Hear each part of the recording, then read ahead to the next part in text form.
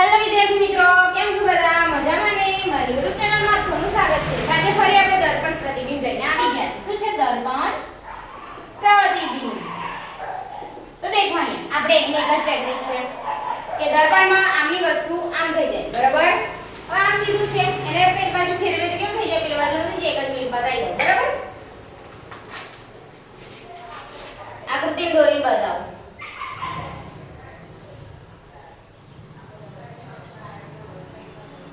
હવે જો નજીકથી દેખાશે.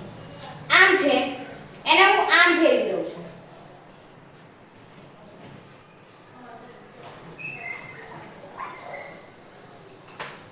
આમ હતું, એને હું આમ ફેરવી દઉં છું. આવી ગયું? પડછાયો હતો, આમ દેખાય કે એનો પડછાયો આ બાજુ દેખાય, તો તમારે ઘાટું કરી દેવાનું પેપર અને પછી આમ કરવાનું. મળી ગયું? તો દેખો આ વસ્તુ આમની આમ થઈ ગઈ. પ્લસ છે, પ્લસ ના બાજુ કરે તે લઈ જ રહે, કઈ ફરક પડતો નહીં. તમે લોકો ટ્રાય કરજો અહીં દોરી. તો દેખો અહીં તો ચોકડી થઈ ગઈ, કેન્સલ. અહીં પણ ચોકડી થઈ ગઈ, આઈ કેન્સલ. શું બચ્યું?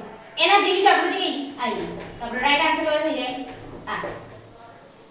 પેપરમાં આવતું હોય તો પેપરમાં આમનું કરીને આમ જોવાનું, પછી દેખવાનું, એના પર પ્રતિબિંબ દોરવાનું, પછી આપણે આન્સર લખવાનું. ઓકે, દેખી લો આપણો રાઈટ આન્સર આ થયો.